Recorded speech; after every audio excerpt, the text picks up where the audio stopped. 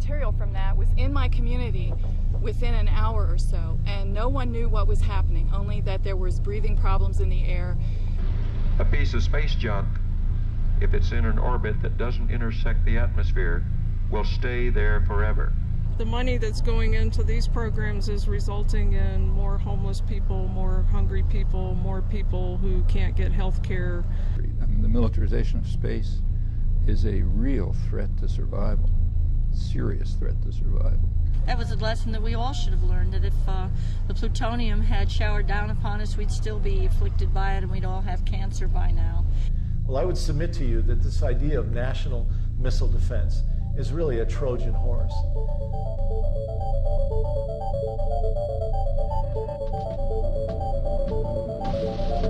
T-minus 15 seconds. T-minus 10, 9, 8, 7, 6. We have main engine start. 4, 3, 2, 1, and liftoff. And it has cleared the tower.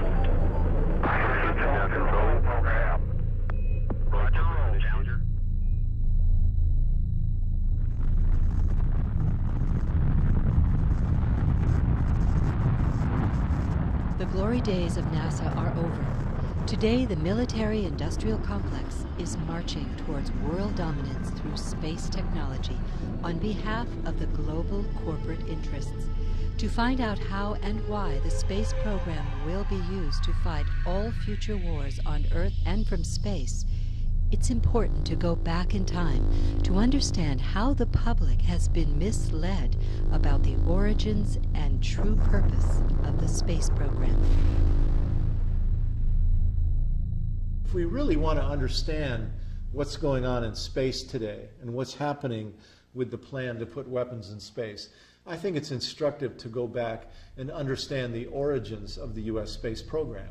And to do that, you have to go back to Nazi Germany. Hitler recruited a brilliant young rocket scientist by the name of Wernher von Braun, who had a weekend rocket club, to come to work for the Nazis to build the V-1 and V-2 rockets that were used to terrorize the cities of London and Paris and Brussels towards the end of World War II. And for von Braun and his team, they set up along the Baltic Sea a place called Peenemünde. It was a research and development center for the Nazi rocket operation. And to this place at Peenemünde, the Nazis brought thousands of Jews and French resistance fighters to serve as prisoners, essentially slaves, to build this production effort. Well, the British found out about it, went in and bombed the entire operation. And so the Nazis said, we've got to move to a more secure location.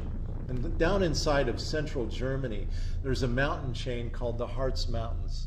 And in that mountain, there's a huge tunnel where the Nazis were storing military hardware. Well, they cleared the whole thing out, moved the entire rocket operation into the tunnel, named it Mittelwerk.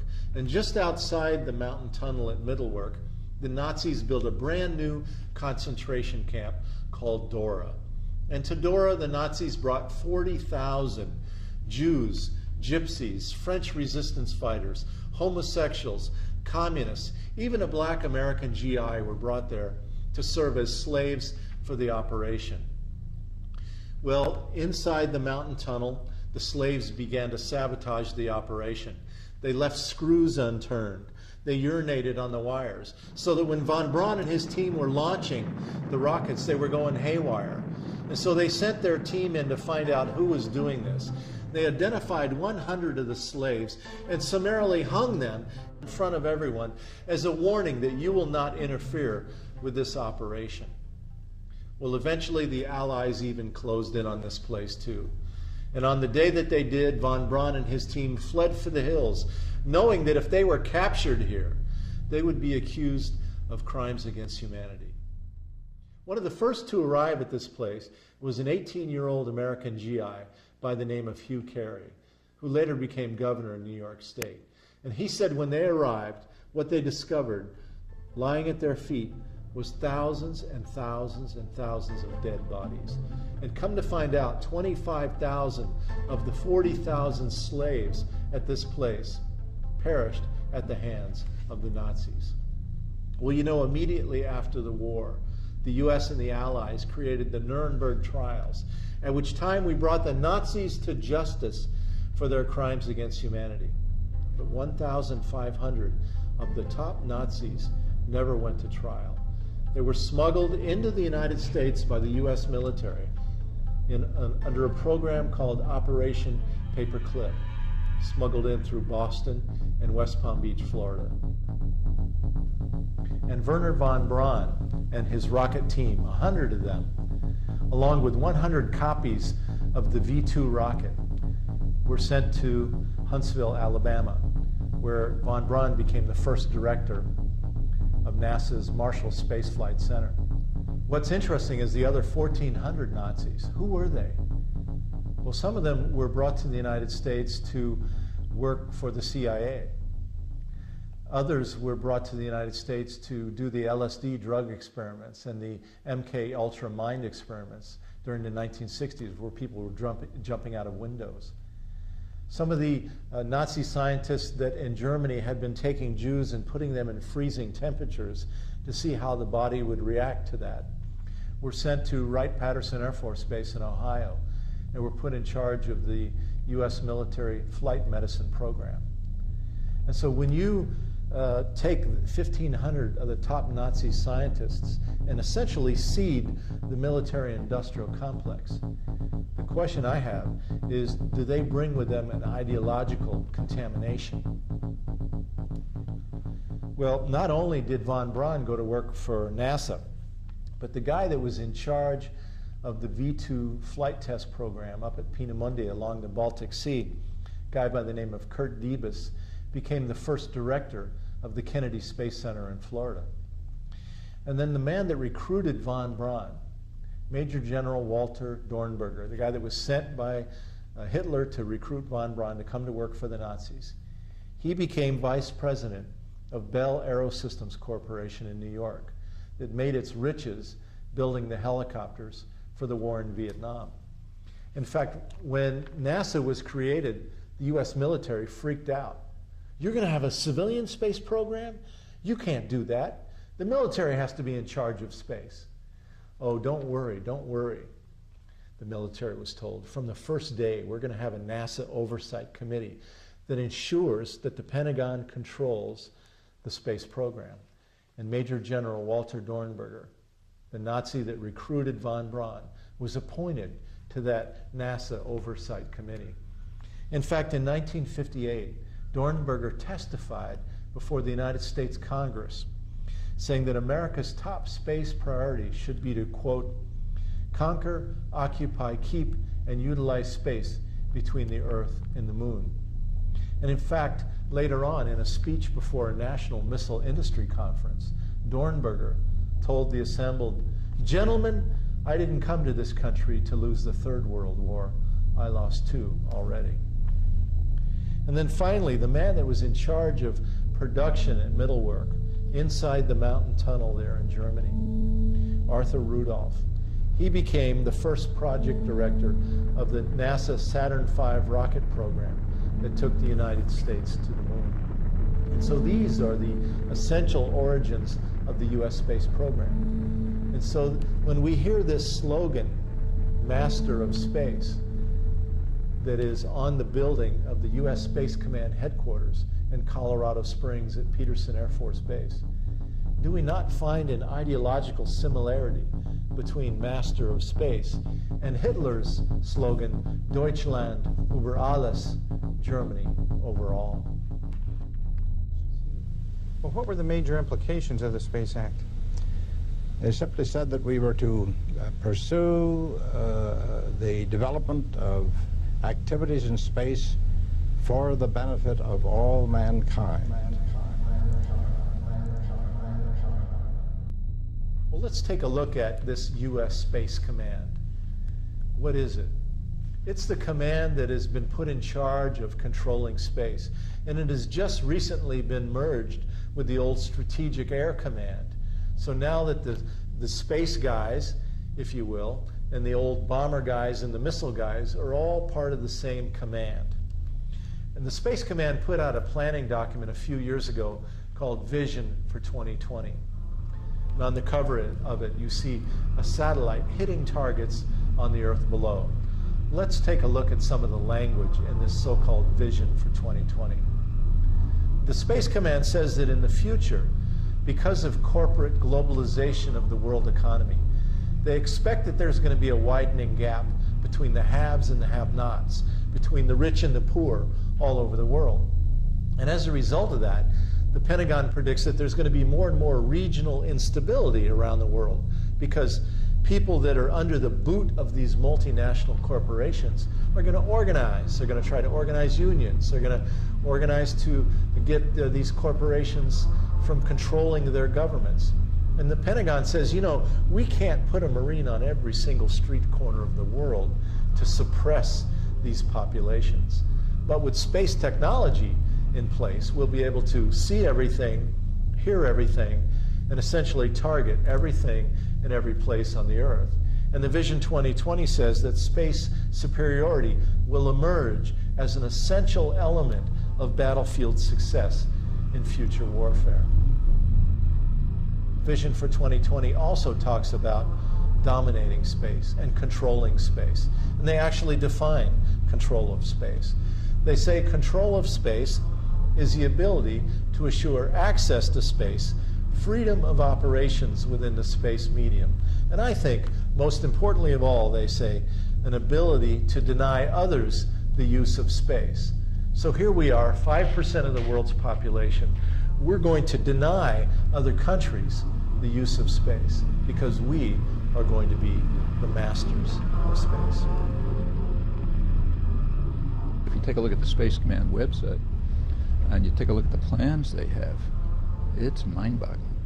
I mean, they are trying to put in motion plans which, in effect, could allow some command post in Colorado Springs, in Colorado mountains, to instantaneously attack any part of the world without warning from space platforms with either nuclear or other high destructive weapons, and to chance, they think, to cut back on forward basing and simply to hold the whole world in thrall to instant destruction with,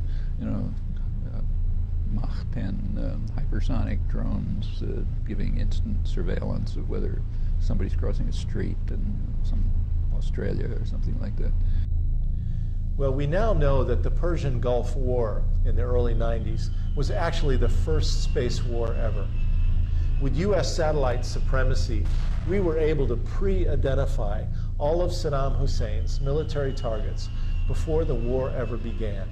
And in the first 2 to 3 days of that war, we bombed over 90% of Saddam Hussein's targets, intentionally leaving just a tiny sliver of capability in place that we then played cat and mouse with over the remaining weeks of the war, where we used 100 cruise missiles at $1 million apiece, tested out new stealth bombers and new laser weapons. And so coming out of that war, the Space Command said, my God, whoever controls space is going to control the Earth below. Whoever controls the space will win all the wars on the Earth. And so we now know that the Kosovo War, the war with Yugoslavia, was actually the second space war. And the war with Afghanistan was the third space war. And in that war with Afghanistan, the United States introduced a whole new weapon system called the UAV, the Unmanned Aerial Vehicle, a pilotless plane that flies over Afghanistan, sending back what is called real-time, split-second time streaming video via satellite back to MacDill Air Force Base in Tampa, where General Tommy Franks was sitting, watching the television screen. Is it Taliban? Is it Al-Qaeda? Is it a wedding? And in a moment, he could push the button and the UAV, the Unmanned Aerial Vehicle, which the Pentagon has nicknamed the Predator, could fire in real time, could fire and hit the target on the Earth below. All done in split second by satellite technology. And so the Pentagon calls this increasing the kill chain. And in George Bush's new war with Iraq, the latest space war, the Pentagon has tested out a whole new military doctrine called shock and awe. So today, with the United States controlling space, we are able to absolutely win every war on the earth below. There is no challenger on this earth able to stand against us. At the same time, the Bush administration is introducing this program called National Missile Defense. The idea of having a bullet hit a bullet in deep space in order to protect the continental United States from attack by the so-called rogue states. Well, I would submit to you that this idea of national missile defense is really a Trojan horse, that it has nothing to do at all with defense, but in fact it's about controlling space, dominating space, and denying other countries access to space so that the United States can be the master of space and the master of the earth below, that we can control the battlefields of the earth. And it's not beyond realization. I mean, the U.S. is, there's nobody else, there's no space race. The U.S. is in it alone. You know, no other country is willing to put the huge amount of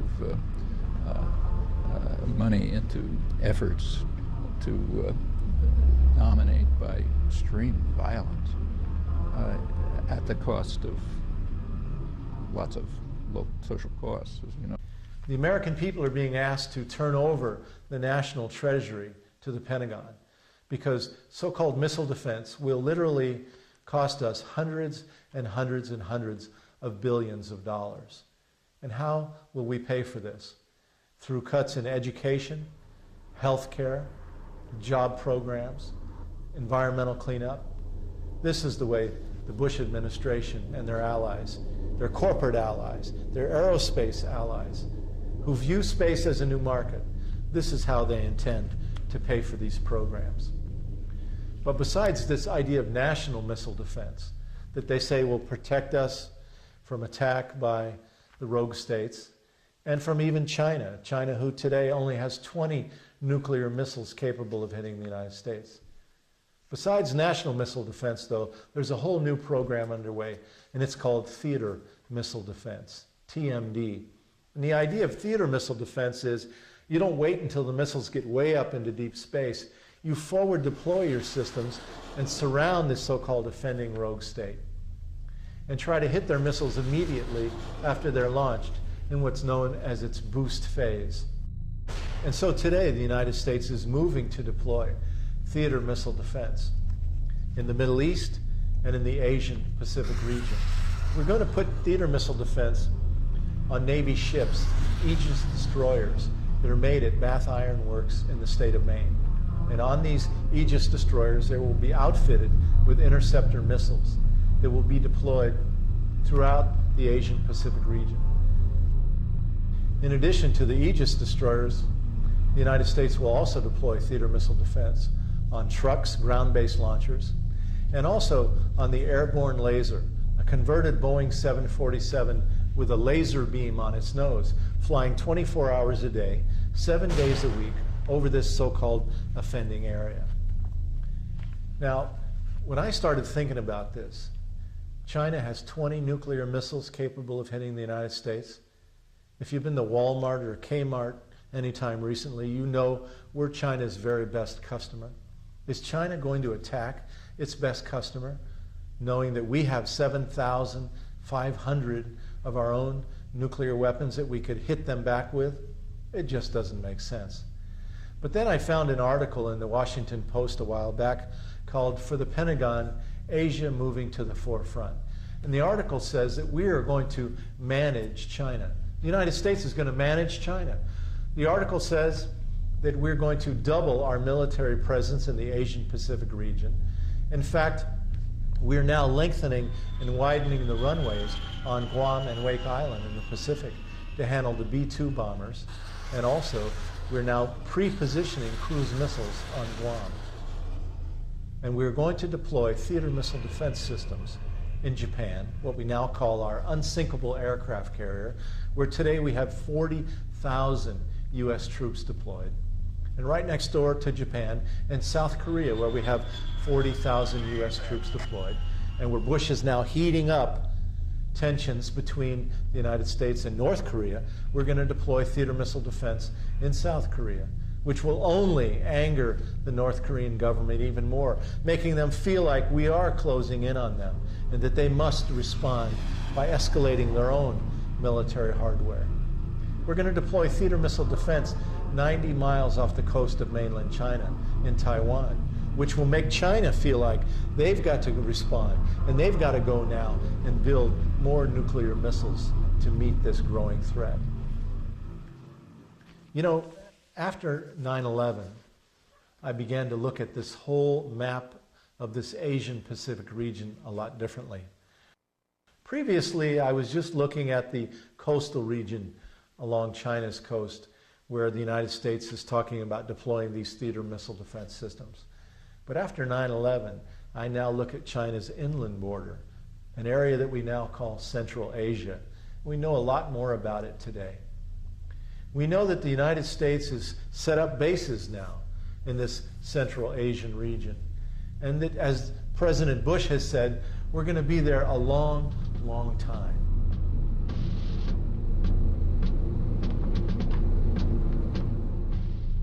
And so today we've set up bases in Afghanistan, in Uzbekistan, in Tajikistan, and throughout this region. And come to find out, we now know that this Central Asian region has some of the largest deposits of oil and natural gas in the entire world. Uzbekistan has the largest gold mine in the entire world. So clearly, this response from 9/11 to go to war with Afghanistan and to take over Afghanistan, I would submit to you, is part of a larger geopolitical strategy now underway. What gives me confidence in saying that is that I recently read a book by former National Security Advisor to the Carter administration, a guy by the name of Zbigniew Brzezinski. And the book is called The Grand Chessboard. And in that book, Brzezinski has two very important graphs. One of those graphs shows oil pipelines coming through Afghanistan, taking the oil into ports in the Arabian Sea, where U.S. oil corporations could then move it to Asian Pacific markets that are expanding now and demanding more oil. In fact, we found out that in 1997, the Unocal Corporation, one of their vice presidents, testified before the Congress of the United States, imploring Congress to help put a more compliant government into Afghanistan so that Unocal could then get agreements to build the oil pipelines through that region. And so in Brzezinski's book then, he lays out what he calls two key collision points. That if the United States is going to control the oil and control the markets in this emerging Asian Pacific region, the one collision point is the coastal region along China, where today we're moving to deploy theater missile defense systems. And the other collision point is in the Central Asian region, where today we're setting up bases since 9/11 to supposedly go after terrorists.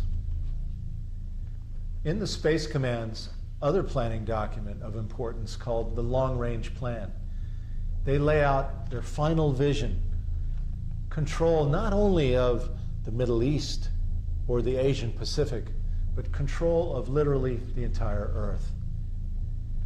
With the new technologies underway, the successor to the shuttle that is being worked on today, for example, what they're calling the military space plane, it would fly down from orbit, drop an attack on the Earth, and then go back up into space. And also the space-based laser, what they're calling the Death Star at the Pentagon. The industry magazine Aviation Week and Space Technology recently reported on a Space Command computer war game set in the year 2017. And in that computer war game, it was the U.S. against China, the Reds versus the Blues. And in that computer war game, the Space Command launched a preemptive first strike attack on China. Now, maybe a year or two ago, we would have all laughed at the notion of the United States launching a preemptive first strike attack on anyone. But now we all know that in the George W. Bush administration, preemptive first strike attack is now official doctrine. And so in that computer war game, the United States launched a preemptive first strike attack on China, using as its first weapon the successor to the shuttle, the military space plane that flew down from orbit, dropped an attack on China, and then went back up into orbit again. And then the second attack in that computer war game was none other than the space-based laser. A few years ago, the Congress of the United States asked a congressional staffer by the name of John Collins to write the definitive study. How's this whole thing going to work? And his report to the Congress is a book called Military Space Forces, the Next 50 Years. The interesting thing about the book is that in the foreword of it, the section where people recommend it, it is signed by the likes of Senator John Glenn, former congressman, now senator from Florida, Bill Nelson, and other leading politicians. And one of the most interesting things in this book is that the author says, whoever controls the Earth-Moon gravity well will control who gets on and off the planet Earth. He says with U.S. bases on the moon and with armed space stations at the L4 and L5 positions, the United States will be able to essentially control who gets on and off the planet Earth. Now, why would the United States want to control who got on and off the planet Earth? To understand that, we must understand what's really behind the space exploration program of NASA. In another book, written by a NASA scientist this time, called Mining the Sky, Untold Riches from the Asteroids, Comets, and Planets, John Lewis reports that there is gold on the asteroids. There's magnesium and cobalt and uranium on Mars, and there's helium-3 in water on the moon. And he says whoever gets to these planetary bodies and controls them is going to be rich beyond anything ever known. And so today the Mars missions that we're now seeing are really about identifying the soil on the planet, taking samples, and someday in the future, NASA predicts, around 2020 or 2025, they expect to have human mining colonies actually powered with nuclear reactors on the planet of Mars. And NASA has said that when the day comes when the corporations, the aerospace industry, can actually turn profit mining the sky, they're going to privatize the entire operation so that after you, the taxpayers, would have paid all the years of research and development, when the time came to make money, they're going to privatize. And in fact, there's a bill pending in Congress that would make all profits in space tax exempt. But there is one problem. It takes a year to get to Mars. They say so long that an astronaut's body would turn to jello because of space radiation. And so NASA's been looking at ways to get to Mars quicker.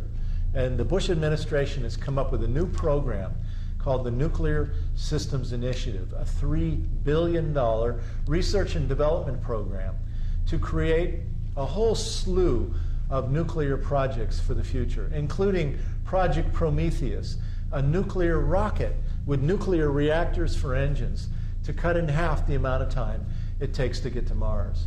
And so what we are now witnessing is that NASA and the Department of Energy and the Pentagon are working together to move nuclear power into space. Returning to the book Military Space Forces for a moment, in that book, the author tells Congress that fundamentally none of these plans for space will work without nuclear power. He says nuclear reactors thus remain the only known long-lived compact source able to supply military space forces with the kind of multi-megawatt power they're going to need. Larger versions, he says, of these nuclear reactors could provide power for things like space-based lasers, neutral particle beams, mass drivers, and railguns. Nuclear reactors, he says, must support major bases on the moon until better options yet identified are found. And I think very interestingly, he says this: safety factors rather than technological feasibility will remain the principal impediment to nuclear power in space unless officials can convince influential critics that risks are acceptably low. In 1989, I organized a demonstration at the Kennedy Space Center in Florida, one of many that I've done over the years. What made our demonstration that day particularly important, though, was our keynote speaker, former Apollo astronaut Edgar Mitchell, one of the early moonwalkers. And in that demonstration, Mitchell said that we cannot allow the Pentagon to put weapons in space. In fact, he said we can't even let them test weapons in space, because even the testing process will create so much more space junk, orbiting debris in space, that we will not be able to get a rocket off the planet Earth, because we will create essentially a minefield surrounding the planet, and that we will be entombed to the Earth below. If we have a war in space in the vicinity of the Earth, it will be the one and only. There will never be a second war in space, and let me tell you why. It only takes a simple calculation to determine this, and all aerospace engineers know what it is. It's been studied many times. You do not need but a few million pounds of matter in space, broken up into tiny pellets, 1 gram size, to make the near regions of space totally uninhabitable from the debris. Space is the most environmentally sensitive area we have around Earth. On the oceans, a beer can sink to the bottom, be covered over with silt, and in a few generations will return to the Earth. It'll disintegrate. A piece of space junk, if it's in an orbit that doesn't intersect the atmosphere, will stay there forever. There is no way to clean it up. We explode a few pieces of equipment up there. 8 million pounds, that is the size of one Saturn Apollo launch vehicle, what I went to the moon on. You break up 8 million pounds into 1 gram mass and let it distribute throughout the first 1,000 kilometers of space. And no spacecraft can survive in space more than a few days. Future generations will be precluded from using space at all. And being able to get out to deep space, it will be like swimming through a piranha-filled river or running through a hail of bullets to get into outer space. It doesn't seem sensible to me that in the first 100 years of using that environment, presumably for our betterment, we take decisions and commit acts that preclude all future generations from a proper use of that environment. Come to find out today, there are over 110,000 pieces of space junk orbiting the Earth at 18,000 miles an hour.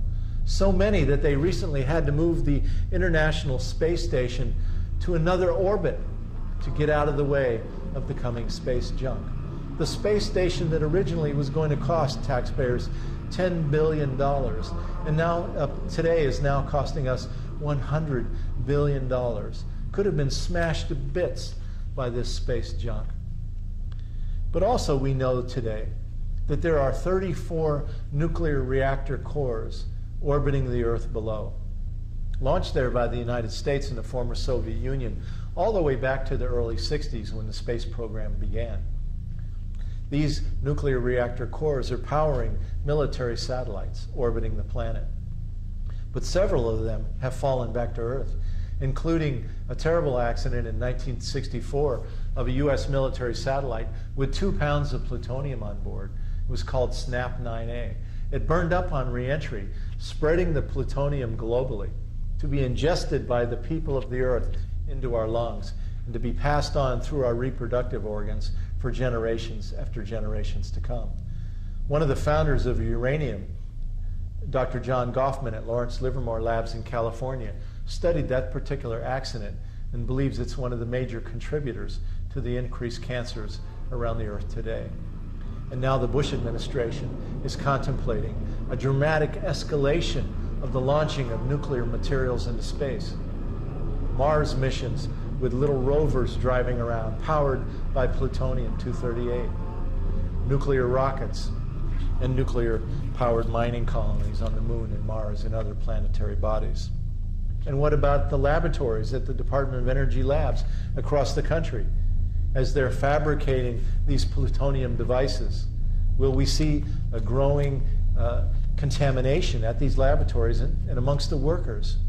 Well, the answer is absolutely yes.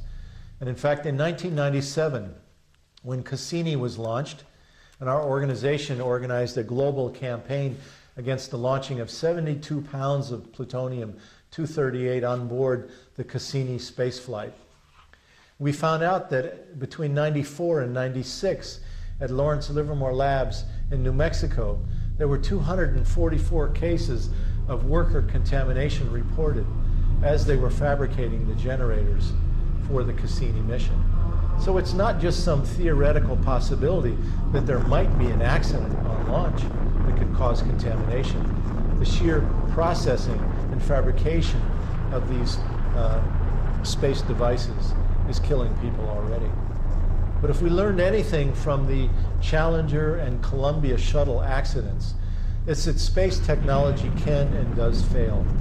And as we all witnessed on television, that wide debris field as the Columbia burned up on re-entry, this should be a warning to us that launching nuclear power in space could contaminate massive, massive parts of this country or another country on this earth.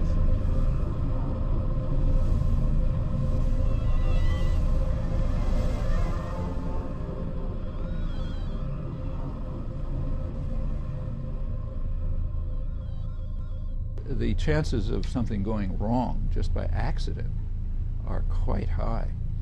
I mean, these are complicated computerized systems. Others aren't going to just sit around. So, for example, offensive weaponry from space, which is being planned, requires satellites. It's based rather heavily on satellite communication. Well, you know, shooting down satellites isn't very hard. It's a lot easier than stopping missiles. I mean, you know where the satellite is, and you know where it's going, and so on. So anti-satellite weapons are kind of a poor man's weapon. And there's very little doubt that potential targets like China will be developing technology. We're asking them virtually to develop technology to destroy our satellite system. So far that's been immune because of the observance of the space treaty. And then there's going to be other reactions. I mean, they're going to increase their development of weapons of mass destruction as a deterrent, probably increase terror as a deterrent, because there aren't a lot of alternatives.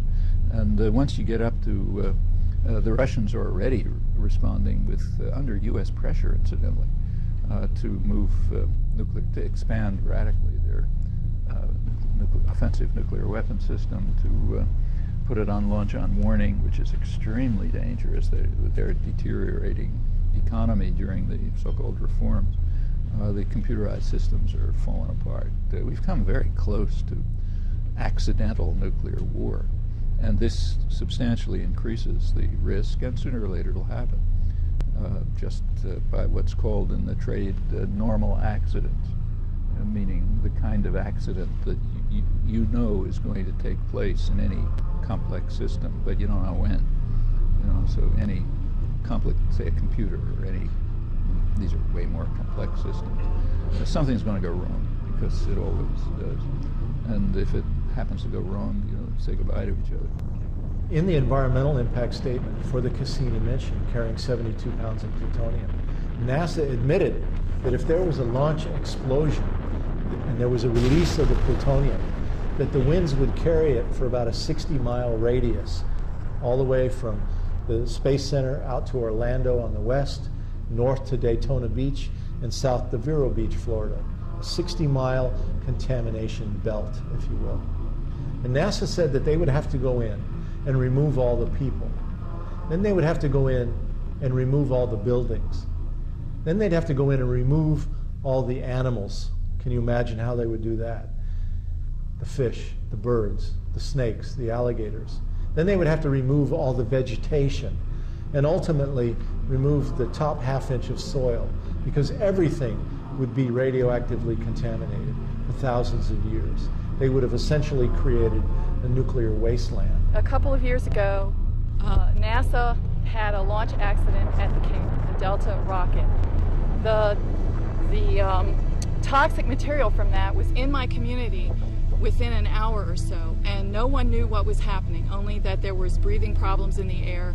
When I called emergency management of my local county office, there was no information. That emergency management office had no information about what was on that rocket, whether there was nuclear material released, and there was absolutely no time, there was no warning, no one had any time, and people were getting respiratory problems from this cloud that was hovering over our town.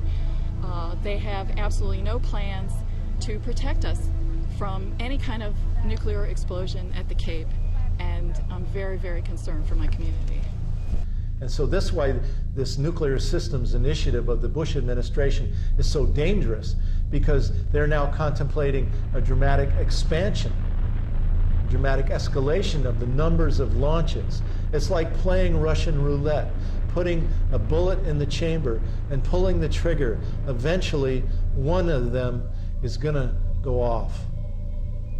The militarization of space is a real threat to survival, serious threat to survival. That's why the whole world is strongly against it. I mean, ever since there is a 1967 Outer Space Treaty, which limits the use of space, it tries to limit the use of space to peaceful purposes. And the last few years, it has been understood around the world that the United States is going to violate it. So there have been efforts at the United Nations, at the UN Disarmament Commission, and elsewhere to try to put some teeth in the Outer Space Treaty, make it put enforcement mechanisms which will prevent the militarization of space. And the U.S. has just been blocking them. Well, after Cassini was launched, it went out around Venus and whipped around Venus, and then came hurtling back to Earth. And it was going to do what's called an Earth flyby, use the gravity of Earth to sling it on out into deep space. Originally, they were going to come in at about 125 miles off the surface of the Earth. And the fear was that the Earth's gravity could pull it in. And if there was a misfire of its rockets, which in the laboratory had a 10% failure rate, by the way, it could have then burned up on reentry, spread 72 pounds of plutonium globally. It only takes 1 pound of plutonium to essentially give everybody on the Earth a lethal dose. But anyway, because of our protests prior to the launch, NASA moved it out 250 miles. And then prior to the slingshot that came around in 1999, they moved it out to about 500 miles. So that as it did its maneuver, its flyby maneuver of the Earth, there was a lot less likely chance that it was going to fall into the Earth's gravity and be sucked in. This was a major victory for us, actually. Not very well reported in the media, but we forced NASA to move Cassini hundreds of miles farther from the Earth as they did that flyby. Fortunately, the Cassini flyby went without any problem, and it's now going out into deep space on its mission. NASA says that they have to use nuclear power on these interplanetary probes because they're going too far from the sun, that solar won't work in deep space, and so therefore they have no other choice but to use nuclear power. But it's interesting because the European Space Agency is doing a mission called Rosetta that is going way out into deep, dark space, and they're using solar power. They've developed high-efficiency solar cells for deep space missions because they don't rely on nuclear power. They don't have a nuclear industry that is controlling the planning process within the European Space Agency. In the last 10 years, NASA's budget has been cut by about 40%. And this has turned NASA to go to the Pentagon, whose budget has been growing all the time. NASA now is saying to the Pentagon, okay, everything we do from now on will be dual use, meaning every mission we do will be carrying military and civilian payloads. We know that the recent Columbia shuttle accident, had on board 3 military missions. We were told by the media that they were just studying bugs and moss on board but in fact they had 3 military missions, including Star Wars and planning missions. And so again, the weapons corporations have taken over the space program, and they're hiding behind it, using it in order to go out and create these new testing programs for Star Wars, because they don't want the American people to understand the depth of the plans for moving the arms race into the heavens. I call it pyramids to the heavens. The aerospace corporations are the new pharaohs of our age, building these pyramids to the heavens, and we, the taxpayers, will be the slaves. We'll turn over our education. We'll turn over our health care. We'll turn over our children's future and get very little in return, just like the slaves at the time of the pharaohs. You know, we know there are so many plans that are underway now for space technologies that are secret. There's a whole thing called the black budget, where even the Congress of the United States doesn't even know about these secret programs underway. So we're just scratching the surface here with what we understand. But clearly what we understand is frightening, and what we don't know should be even more frightening to us. And in the end, we're told all of this is being done in order to make our lives more secure. But the truth of the matter is, our lives are becoming more insecure because of all these programs and plans. We're making the world more unstable. We're creating more enemies around the world. We're creating new arms races. We're draining the treasury, taking money out of protecting our children's future. All of this is going to make our lives more insecure.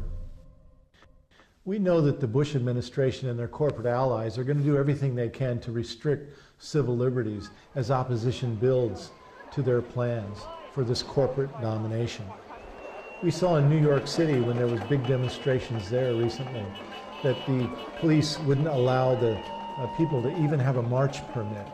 And they began, as people arrived to just attend a rally, they tried to push them away, not allowing them even to come to that. We're seeing more and more of these intrusions into our civil liberties around the country. And so I think this is going to be something that we're going to see more of. Well, just as the corporations have taken control of our government, they've also taken control of the media. The media is now dominated by just literally a handful of multinational corporations.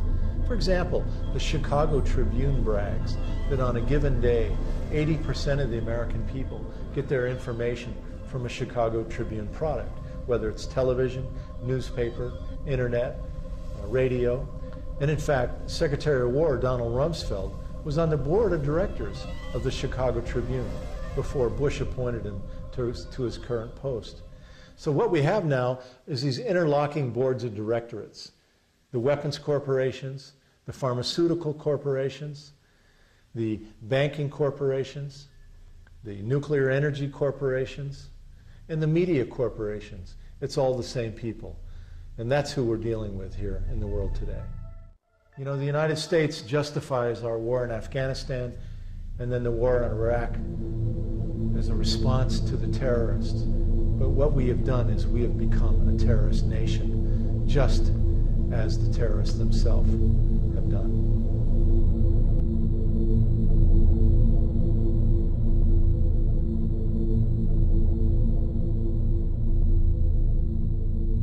We must acknowledge that today our Congress is essentially under the control of the multinational corporations.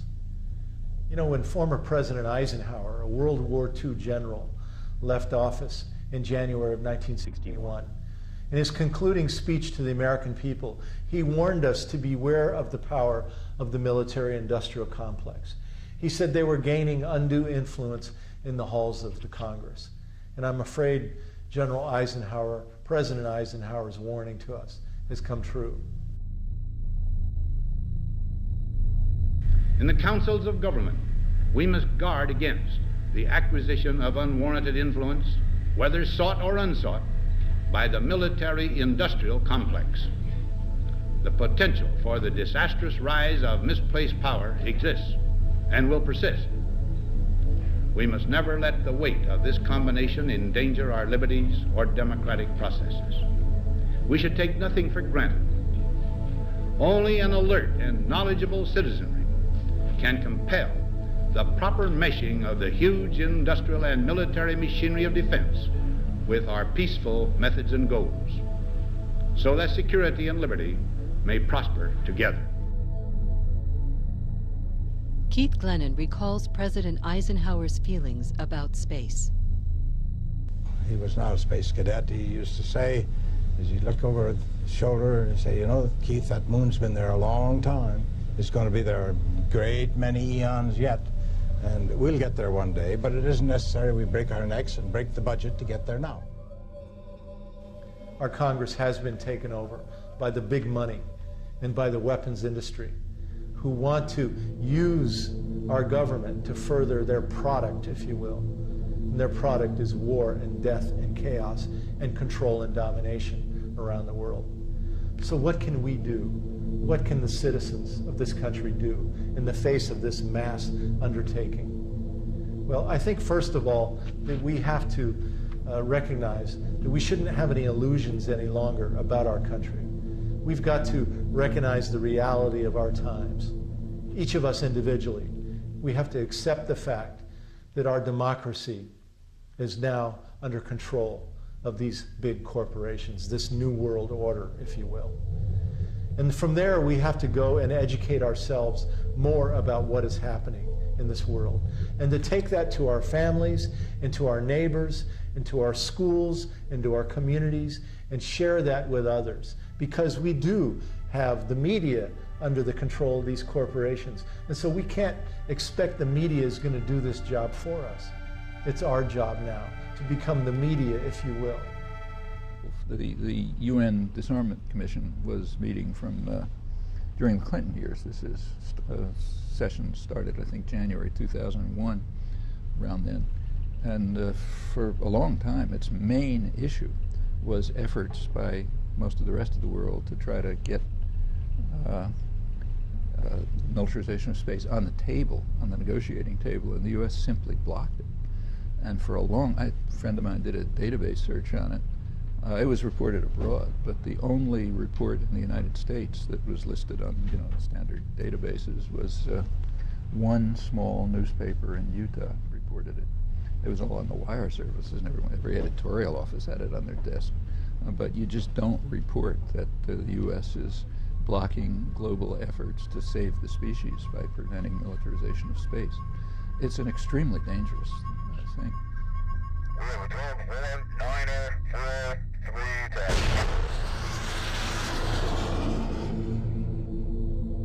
And just as George W. Bush has essentially declared war on the world, I believe he and his friends in this country, in the Republican Party, the conservatives, have declared war on America as well. What we see now is an effort to essentially get rid of government's role in the lives of the people of this country, get rid of education funding, get rid of health care, impose a very mean-spirited justice system upon us, and essentially say the only role of government is to create a military, that the government has no role in the human needs area at all.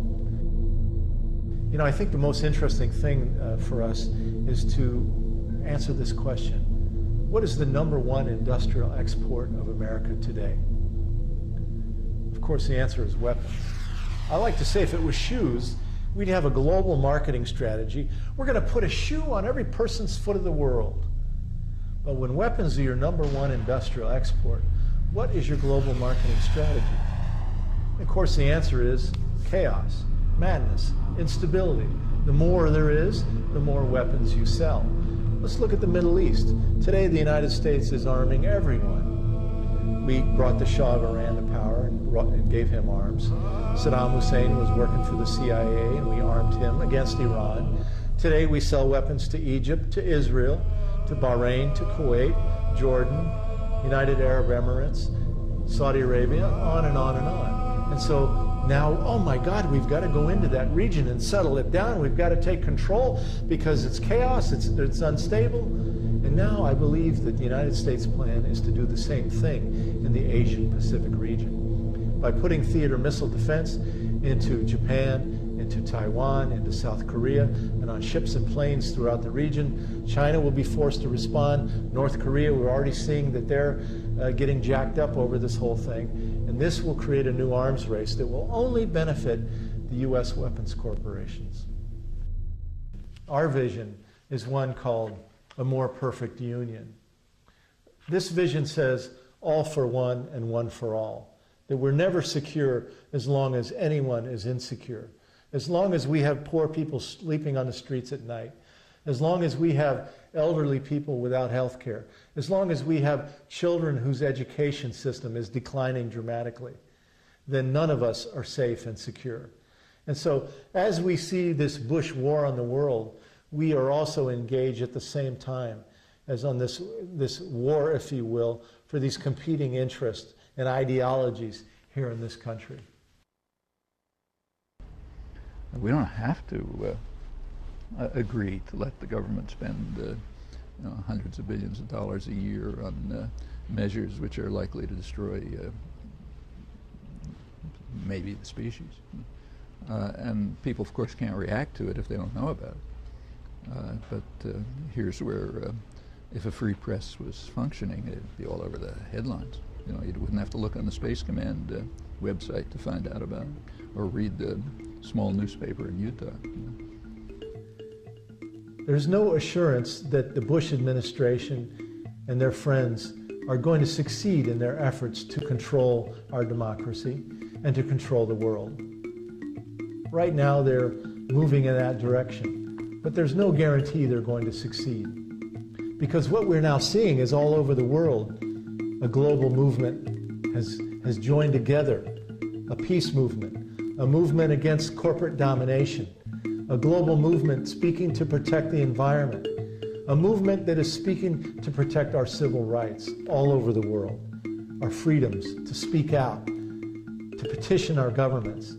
These movements are growing day by day. So this should give us all hope, but they will only flourish if we help water them, if we become active participants in these global movements, in these global struggles. No one community, no one country can now stop what is happening. No movement in any one country. It's going to take a global movement, people working together all over the world. And I hope you will all become a part of that in each and every way that you can, and each and every day.